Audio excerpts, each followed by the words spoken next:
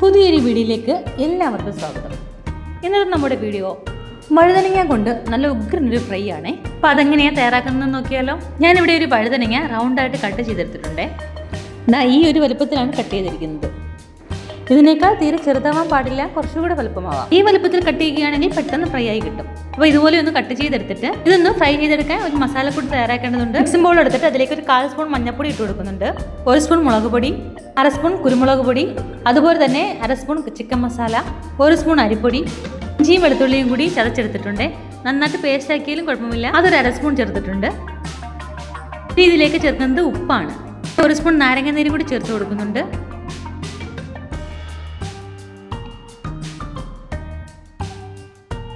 ഒരു തണ്ട് കറിവേപ്പിലയും കൂടി ചേർത്ത് ഇളക്കി കൊടുക്കാം. 1 സ്പൂൺ വെച്ച് എല്ലാം കൂടി ഒന്ന് യോജിപ്പിച്ച ശേഷം കുറേശ്ശെ വെള്ളം ഒഴിച്ചു കൊടുത്ത് ഇതൊന്ന് ഇളക്കി എടുക്കുന്നുണ്ട്.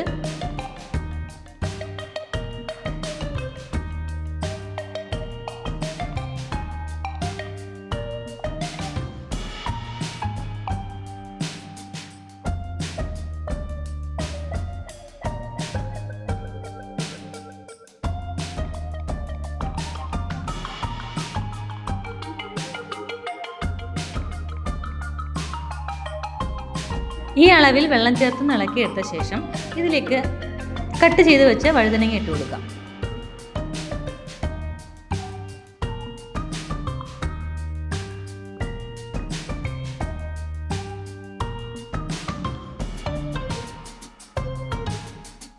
എല്ലാ വഴുതനങ്ങ പീസും ഇട്ട് കൊടുക്കുന്നുണ്ട്.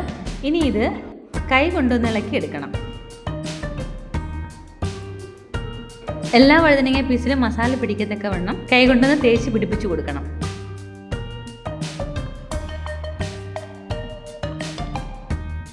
ഇനി ഒരു 15 മിനിറ്റത്തേക്ക് ഒന്ന് അടച്ച് മാറ്റി വെക്കുന്നുണ്ട്.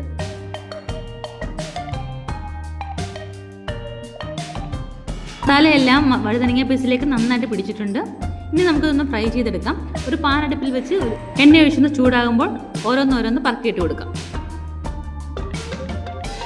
ഞാനിവിടെ തന്നെ വട്ടത്തിൽ നിരത്തി വെച്ച് കൊടുത്തിട്ടുണ്ട്. ചെറുതായി കട്ട് ചെയ്ത് കൊടുത്തത് കൊണ്ട് ഫ്രൈ ആവാൻ അധികം നേരം വേണ്ടി വരില്ല കേട്ടോ. ഒരു 2 മിനിറ്റ് കഴിഞ്ഞപ്പോൾ എല്ലാം ഒന്ന് തിരിച്ചിട്ട് കൊടുത്തു.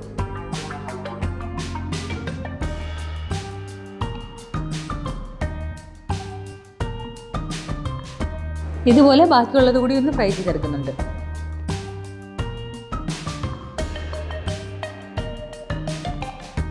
അങ്ങനെ നമ്മുടെ വഴുതനങ്ങ ഫ്രൈ റെഡി ആയിട്ടുണ്ട്.